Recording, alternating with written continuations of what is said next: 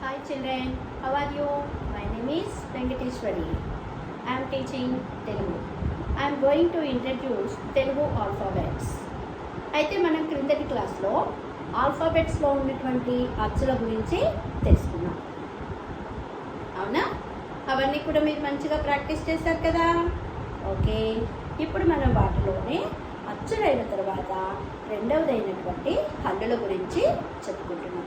ఈ హల్లుల్ని కాన్సోనెంట్స్ అని అంటారు. అచ్చుల్ని వోవెల్స్ అని, హల్లుల్ని కాన్సోనెంట్స్ అని అంటారు. ఇప్పుడు ఆ కాన్సోనెంట్స్ అయినటువంటి హల్లుల గురించి నేర్చుకుందాం. మనకి హల్లులన్నీ కూడా బోర్డు మీద నేను ముందే రాసి పెట్టి ఉంచేసాను. ఒక్కసారి వీటిని మనం చూసుకొని ఆ తర్వాత మనం ఎలా చదవాలి ఏంటి అనేది చూద్దాం. ఇప్పుడు ఒకసారి ఆ హల్లుల్ని చూద్దామా? ఓకే, ఫస్ట్ గా ఖ, గా ఖ, ఇన్యా, గా ఖ, గా ఖ, ఇన్యా, జా ఛ, జా ఛ, ఇని, డా ఠ, డా ఠ, అణ, తా థ, దా థ, నా, పా ఫా బా ఫా మా, ల రా లా వా సా షా సా హ అల అక్ష బండిరా. వీటన్నింటినీ కలిపి హల్లులు అంటే కాన్సోనెంట్స్ అని అంటారు. ఇప్పుడు మనం క్రిందటి క్లాస్లో ఏం చెప్పుకున్నాము? అచ్చుల గురించి చెప్పుకున్నాం. అంటే అచ్చులు ఏమని చెప్పుకున్నాము? 16ని అ ఆ ఇ ఈ ఉ ఊ రు రు ఏ ఏ ఐ ఓ ఓ ఔ అం అహ. ఇవన్నీ కూడా ఏమని చెప్పుకున్నాం మనం? అచ్చులు అంటే వోవెల్స్. ఏంటవి? వోవెల్స్, అచ్చులు అని చెప్పుకున్నాం. ఇప్పుడు నెక్స్ట్ అయినటువంటివి కాన్సోనెంట్స్ అంటే హల్లులు. ఈ హల్లుల్ని మళ్ళీ ఒకసారి చూద్దాం. ఎందుకనంటే అచ్చులు కొంచెమే ఉన్నాయి కదా, ఈజీగా చెప్పేశారు. ఇప్పుడు ఈ హల్లులు అనేటప్పటికి చాలా వచ్చినాయి. ఇవన్నీ నేర్చేసుకున్నామనుకో తెలుగు చక్కగా వచ్చేస్తుంది. ఇప్పుడు దీనిలో మనం అక్షరాలని ఐడెంటిఫై చేద్దామా ఒకసారి? హల్లుల్ని క, ఖ అంటే ఏం చేస్తున్నాం? ఈ కాని తేలికగా పలుకుతున్నాం. మనం ఇందాక అంతకుముందు క్లాస్లో ఏమని పలుకున్నాము? అచ్చుల్లోనూ ఆ తేలికగా పలికేది, ఆ దీర్ఘం తీసి పలికేది అని చెప్పుకున్నాం. అలానే ఇక్కడ ఏం చేస్తున్నామంటే మొదటి కానీ తేలికగా పలికాము. అలాగని ఈ కానీ దీర్ఘం తీయట్లా, ఖ అంటే ఒత్తి పలుకుతున్నాం. అంటే గట్టిగా లోపల నుంచి తెచ్చుకున్నాం ఖ అని. అలా మనం అక్షరాన్ని అలా ఒత్తి పలుకుతూ చదువుతాం అన్నమాట. ఇప్పుడు చూడండి, క ఖ, గా ఘ, ఇన్యా అంటే సేమ్ ప్రొనౌన్సియేషన్.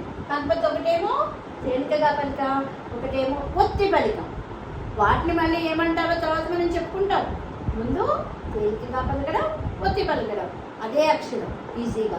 చూడండి ఒకసారి, క ఖ, గా ఘ, ఇన్యా, క ఖ, గా ఘ, ఇన్యా, క ఖ, గా ఘ, ఇన్యా. పలకం. ఈ ఐదింటిని కలిపి మనం ఒక పేరు పెడతాం. ఏంటంటే కవర్గము. ఏంటది? కవర్గము. ఈ కవర్గము అనగానే మనం కక్క గగ్గ ఇన్యా అనేది మనకు వచ్చేస్తుంది అన్నమాట. అంటే మనకి కవర్గం ఏంటిరా అనగానే కక్క గగ్గ ఇన్యా అని చెప్పేస్తాం. అంటే మొదటి అక్షరం ఏదైతే ఉందో దానిని ఆ వర్గంతో పలుకుతారు అన్నమాట. ఓకేనా? ఇప్పుడు చూడండి, క ఖ, క ఖ, ఇన్యా, క ఖ, లెటర్స్. ఈ 5 లెటర్స్ని ఏమని పలుకుతున్నాం?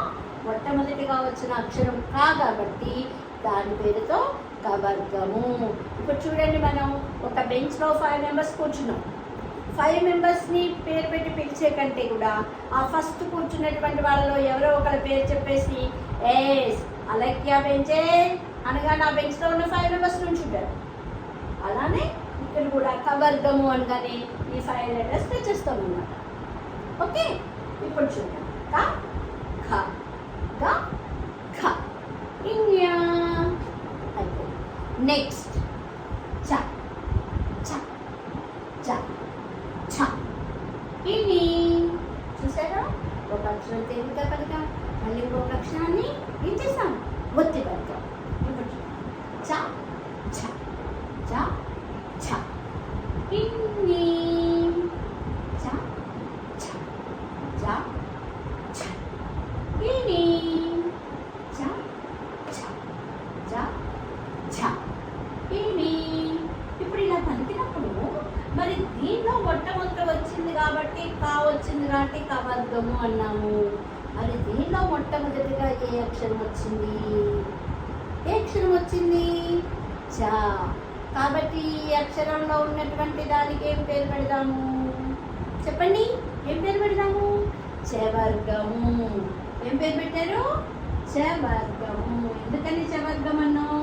మొట్టమొదట చాతో పలికాం కాబట్టి అది చవర్గము. ఇప్పుడు ఈ 2 వర్గాల మాట ఒకసారి చూద్దామా? క క గ ఖ ఇన్యా క ఖ గ ఖ ఇన్యా. వీటిని ఏమన్నా మనం? కవర్గము. ఏమన్నా? కవర్గము.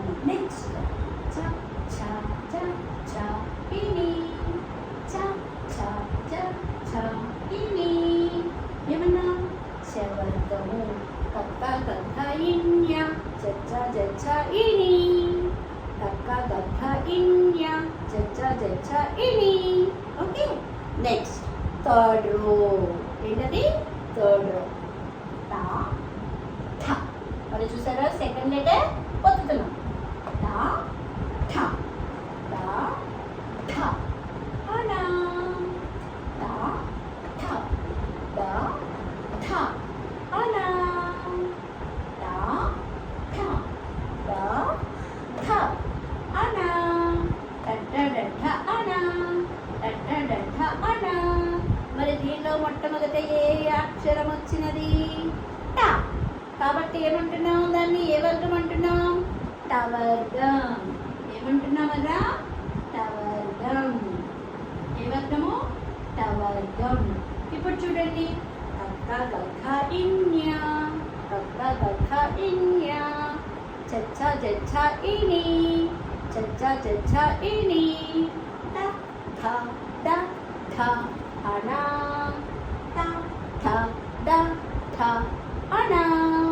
ఓకే, ఇప్పుడు ఈ 3 వర్గాలు అయిపోయింది. నెక్స్ట్ క థ క థ నా. చూసారా, ఈ 3 లెటర్స్ కూడా ఒకే రకంగా ఉన్నాయి, కానీ దీన్ని మనం ఏమని పలుకుతున్నాము? ఇదే అక్షరము థ. దీన్ని కూడా అదే అక్షరంతో గుర్తి పలుకుతున్నాం. థ థ థ అని. అంటే సేమ్ అక్షరం ఉన్నా కానీ దీనికి చూసాక మధ్యలో ఒక చుక్క పెట్టాము, కింద ఒక గీత గీసాం. ఈ గీతను ఏమంటారంటే జడ, నాట్ జడ, జడ జట జట. కాబట్టి ఈ గీతను ఏమంటాం? జట. కొత్తగా ఏం చేస్తాం? దీని మధ్యలో ఒక కోట, ఒక స్టమక్లో ఒక చిన్న డాట్ పెట్టేస్తాం. దాన్ని ఒత్తి పలుకుతున్నాం. థ. ఏమంటున్నాం? థ థ థ ద థ నా ద థ ద థ నా తత్త దధన తత్త దధన. మరి ఇప్పుడు ఈ 5ంటిని మనం ఏ వర్గం అంటున్నాం? మళ్ళీ ఏమంటున్నాం? ఫస్ట్ లెటర్ ఏముంది ఇక్కడ? ఏముంది? తా ఉంది. కాబట్టి దానికి ఏం పేరు పెట్టేస్తున్నాం? తవర్గం. ఏమని పెడుతున్నాం? తవర్గం. ఓకే, ఎస్ తవర్గం. నెక్స్ట్ పా ఫ. ఫ ఫ చూసారా, దీన్ని ఒత్తట్లే మనం.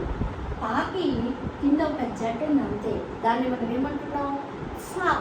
ఫ చూసారా ఎలా నోడుతో అని ఊతాం కదా, ఊది పలుకుతున్నాం. ఏం చేస్తున్నాం ఫ ఊదుతున్నాం. పా అదేలా అంటున్నాం, నోరు మొత్తం తెరుస్తున్నాం. పా ఫ ఫ అంటున్నాం. అంటే మనకి ఇంగ్లీష్లో చూడండి, పా అంటే పి యూస్ చేస్తాం, మరి ఎఫ్ అంటే ఈ ఫా యూస్ చేస్తాం. అదే మన ఎఫ్ అన్నప్పుడు నోరు ఎలా ఊదుతుంది, గాలి వస్తుంది కదా ఎయిర్, అలానే ఈ ఫాకి కూడా ఎయిర్ వచ్చేస్తుంది అన్నమాట. ఓకే పా ఫ భ భ మళ్ళీ ఒత్తి పడతాం. అంటే కింద జట కనబడింది అంటే ఒత్తుతున్నా. భ మా ప ఫ బ భ మా ప ఫ బ భ మా ఫ ఫ బ భ మా ఫ ఫ బ భ మా ప ఫ బ భ మా ఫ ఫ బ భ మా ఫ ఫ బ భ మా. ఈ 5 లెటర్స్లో ఫస్ట్ లెటర్ ఏంటి ప.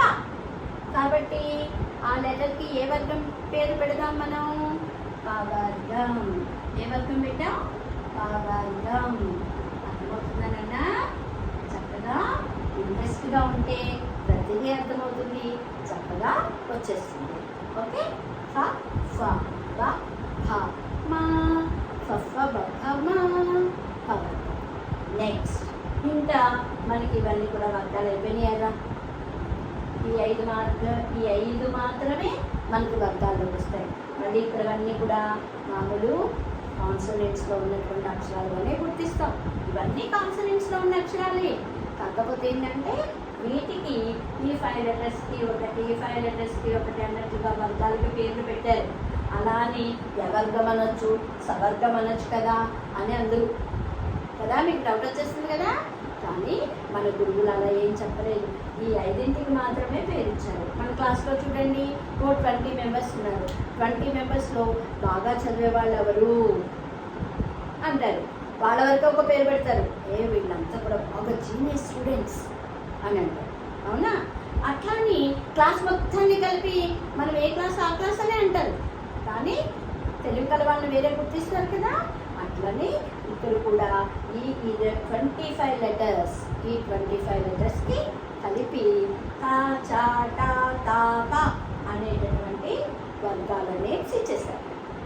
ఓకే నెక్స్ట్ లెటర్స్ లా రా లా వ సా ష. ఇక్కడ ప్రొనౌన్సియేషన్ అన్న కొంచెం జాగ్రత్తగా చూసుకోవాలి. మనకి ఏంటంటే మనకి వాడుకలో వచ్చేటటువంటి ఎలా అంటే ప్రొనౌన్సియేషన్లోనే చాలామంది చూడండి శశి అనాలి. శశి అంటే SASI శశి అని రాస్తాం. అయితే ఇప్పుడు మనం స్టైలిష్గా ఏ శశి అంటున్నాం. అంటే దాన్ని ఏమని పలుకుతున్నాం, శాని షాలాగా పలుకుతున్నాం. ఇంగ్లీష్లో రాసేటప్పుడు ఏం చేస్తాం, SASI శశి అంతే. కానీ తెలుగులో పలికేటప్పుడు మాత్రం అక్షరాలు అనేటటువంటివి కొంచెం తేడాగా కనిపిస్తాయి. అవి జాగ్రత్తగా చూడండి. ఓకే రా రా లా వా సా సా ఈ సా సా షా షా సా సా హ అలా అక్ష అక్ష బండిరా బండిరా. ఓకే దీనిలో చూడండి ఈ ఉన్నటువంటి అక్షరాల్లోనే మనకి సేమ్ ప్రొనౌన్సియేషన్తోనే అక్షరాలు కొంచెం మనల్ని ఏం చేస్తుంది, తికమక మగతిక అలా పెట్టేస్తుంది. అందుకని అక్షరాలు చదివేటప్పుడే మన ఆ ప్రొనౌన్సియేషన్ గుర్తించాలి. ఇప్పుడు నేను చూడండి ప్రొనౌన్సియేషన్ ఎలా చెప్తున్నానో చూడండి. సా సా సా సా ఆ రెండు ఒకే రకం అనిపిస్తుంది. కానీ నా గొంతులో ప్రొనౌన్సియేషన్ ఎలా ఉంది అంటే సా అన్నప్పుడు శాలో యా అనేటటువంటి అక్షరం కలుగుతుంది. మీరు గమనించారా? శా అనే దానిలో యా అనే అక్షరం పలుకుతుంది. ఇక్కడ చూడండి, సా సా సా, ఈ సాలో ఆ అనే అక్షరమే పలుకుతుంది. దీంట్లో ఆతో పాటు యా శా శా, యా అనే అక్షరం వచ్చింది కదా, ఇక్కడ చూసారా, సా సా ఆ అనే అక్షరం పలుకుతుంది. ఈ రెండు డిఫరెన్స్ అన్నమాట. ఓకే, ఇంగ్లీష్లో రాస్తే నో ప్రాబ్లం, రెండింటికి ఎస్ఏ ఉపయోగిస్తాం. కానీ తెలుగులో తీసుకున్నప్పుడే మనకి ఆ మెలిక సా, దీన్ని ఏం చేస్తున్నాము మనం మెలిక పెట్టి రాస్తున్నాం కదా, కాబట్టి తెలుగులో గుర్తించడానికి ఏమంటామంటే దీన్ని మెలిక సా అంటాం. ఎందుకంటే మనం ఇలా ఇలా మెలిక తీస్తున్నాం కాబట్టి మెలిక సా అని చెప్తూ ఉంటాం అన్నమాట. ఎందుకనంటే గుర్తుపెట్టుకోవడానికి మీరు, ఇది మెలిక సా. మరి ఈ సాని ఏమంటున్నాము, ఇలా రాసిన తర్వాత కిందకి పడిపోతుంది, కుంటి అనుకోండి, కిందకి పొంగిపోయి మళ్ళీ పైకి లేస్తుంది అన్నమాట. హ్యాండిక్యాప్ అంటే కింద పడిపోయి పైకి లేచింది కాబట్టి దీన్ని సా. ఓకే, దీన్నేమో మెలిక సా అంటాము, దీన్నేమో కుంటి సా అంటాం. ఇప్పుడు ఫర్ ఎగ్జాంపుల్ చూడండి, మీరు మూన్ ఉంది. మూన్ అంటే ఎవరు, చంద్రుడు. చంద్రుడిని ఇంగ్లీష్లో ఏమంటాం, ఏమంటాం చెప్తారా ఎవరైనా? ఓకే, అది తెలుగులో అయితే ఏమంటాం, శశి. చంద్రుడిని ఏమంటాం తెలుగులో, శశి అంటాం. అలానే ఇప్పుడు ఈ సాగు, ఈ సాని మనం ఇంగ్లీష్లో ఏమంటాము, సన్, ఎస్యుఎన్ సన్ అంటాం. ఇక్కడ ఎస్ఏఎస్ఐ శశి, శశి అంటే చంద్రుడు, ఎస్యుఎన్ సన్ అంటే సూర్యుడు. ఈ సూర్యుడిని మనం కుంటి సాతో రాస్తాము, దీన్ని మెలిక సాతో రాస్తాము. ఓకే, అవన్నీ మీరు క్లాసులు పెరిగే కొద్దీ మీకు అర్థమైపోతుంది. మీరు ఎటు ఇంగ్లీష్లో మంచిగా పర్ఫెక్షన్గా ఉన్నారు కాబట్టి ఇవన్నీ కూడా ఇంగ్లీష్లో ట్రాన్స్లేట్ చేస్తూ ఉంటే మీకు ఈజీగా వచ్చేస్తుంది. ఓకే, యా రా లా వా సా సా, చూసారా యా పలికింది, షా షా షా షా, సా హా అలా అక్ష బండిరా. అందుకే మేము ఏం చేస్తామంటే ఇంగ్లీష్ మీడియం స్టూడెంట్స్కి తెలుగు చెప్పాలి అంటే దీన్ని మెలిక సా అంటే వాడు మొత్తం వాడికి గుర్తుపెట్టుకుంటారు అనమాట మైండ్లో. అందుకని ఏం చెప్తాం మేము, మెలిక సా అంటాం. అలానే ఈ పక్కన ఉన్నటువంటి దాన్ని షా ఉంది కదా, ఈ షాని ఏమంటాము అంటే పాలాంటి షా. తెలుగులో గుర్తుపెట్టడానికి ఏమంటాం, పాలాంటి షా అంటాం. అంటే వీటిలో పా ఎక్కడుంది, ఇక్కడ ఉంది. ఈ పాలాగా రాసి పాలాంటి షా అంటే ఓకే, పా రాసి కింద ఇది కొట్టాలి అనేది గుర్తుంటుంది అనమాట. అలా గుర్తుండేటట్లుగా చెప్తాం. అలానే సా అంటే ఏమంటాము, ఏ హ్యాండిక్యాప్డ్ అందుకని పడిపోయి పైకి లేచింది అని ఇలా గుర్తుపెట్టుకుంటారు. ఓకే, మీరు కూడా అలానే గుర్తుపెట్టుకోవచ్చు, నో ప్రాబ్లం. మెలిక సా, పాలాంటి షా సా, ఎందుకంటే ఈజీగా గుర్తుపెట్టుకోవడానికి. మనం లెటర్స్ రాసేటప్పుడు 2 లెటర్ వర్డ్స్ రాస్తున్నాం అనుకోండి, దానిలో నేను చెప్పేటప్పుడు ఫర్ ఎగ్జాంపుల్ ఇలాంటివి వచ్చినప్పుడు నేను డిక్టేషన్ వర్డ్స్ అలా ఇస్తూ ఉంటాను. అప్పుడేంటి, పాలాంటి షా, మెలిక సా, కుంటి సా. కుంటి అనగానే మళ్ళీ మీకు అర్థం కాదు, అందుకని హ్యాండిక్యాప్డ్ సా అని చెప్తున్నాను. అలా ఈ సా అనేది ఈ 3 అక్షరాలు కొంచెం మీకు కన్ఫ్యూజ్ అవ్వకుండా ఫస్టే స్టార్టింగ్లోనే మనం గుర్తుపెట్టేసుకున్నాం అనుకో, మనం రాసేటప్పుడు కానీ చదివేటప్పుడు కానీ ఈజీగా చదివేయడానికి అవకాశం ఉంటుంది. వీటిని మళ్ళీ ఒకసారి వివరణ చేద్దాం. ఓకేనా, కా ఖ గా ఖ ఇన్యా, క ఖ గ ఖ ఇన్యా, చ ఛ జ ఛ ఇని, చ ఛ జ ఛ ఇని, ట ఠ ద ఠ అనా, ట ఠ ద ఠ అనా, ట ఠ ద ఠ నా, ట ఠ ద ఠ నా, ప ఫ ప ఫ బ ఫ మా, యా రా లా వా సా ష, సా హా అలా అక్ష బండిరా. ఏమిరా, బండిరా అంటే ఒక బండిని రమ్మని పిలుస్తున్నామా, లేదు, చక్కగా బండిలాగా పంపుతుంది కాబట్టి బండిలా అంటున్నాను. ఇలానే రా ఇక్కడ కూడా వచ్చింది. ఇదేమో యా రా రా, ఇదేమో బండిరా అని పిలుస్తున్నట్లు అనమాట. అలా గుర్తుపెట్టుకోవడానికి చెప్తాం. కాకపోతే ఈ రా అనేటటువంటిది ఇప్పుడు వాడుకలో తక్కువగానే ఉంది. మనం అన్నింటినీ కూడా ఇదే రాసేస్తున్నాం. కానీ మనం నేర్చుకునేటప్పుడు చెప్పుకోవాలి కదా, ఒక బండిరా అనేటటువంటిది ఉంది, ఎప్పుడైనా అవసరమైనప్పుడు పనికొస్తుంది అని ఇది కూడా మీకు మెన్షన్ చేస్తున్నాను. అయితే వీటిలో ఏంటంటే ఈ కా చా టా తా ప ఈ 5 వర్గాలని చెప్పుకున్నాం కదా. ఈ 5 వర్గాల్లోనూ మనకి ఫస్ట్ ఉన్నటువంటి వాటిని ఏమంటారు? కవర్గం, చవర్గం, టవర్గం, తవర్గం, పవర్గం. ఇది వర్గాలు అని అంటారు. ఇవి ఇంతవరకు ఇవన్నీ చెప్తున్నా. ఇప్పుడు మీకు ఒక చిన్న పద్యం చెప్తాను. ఓకే, తర్వాత నెక్స్ట్ క్లాస్లో మళ్ళీ వాటి గురించి మళ్ళీ ప్రొనౌన్ చేద్దాం. అంతకుముందు మీకు చిట్టి చిలుకమ్మ చెప్పున్నాను. ఇప్పుడు ఒక చిన్న పద్యం సుమతి శతకంలోనిది. ఓకే. తల్లిదండ్రి మీద దయలేని పుత్రుండు, పుట్టెనేమి వాడు గిట్టెనేమి, పుట్టలోని చెదలు పుట్టవా గిట్టవా, విశ్వదాభిరామ వినురవేమ. తల్లిదండ్రుల మీద దయలేని పుత్రుండు, పుట్టెనేమి వాడు గిట్టెనేమి, పుట్టలోని చెదలు పుట్టవా గిట్టవా, విశ్వదాభిరామ వినురవేమ. అంటే దీని అర్థం ఏంటంటే, తల్లి తండ్రి అంటే ఎవరు? మన పేరెంట్స్. మన పేరెంట్స్ మీద మనకి ప్రేమ లేదనుకోండి పిల్లలకి, అటువంటి వాడు ఉన్నా ఒకటే లేకున్నా ఒకటే.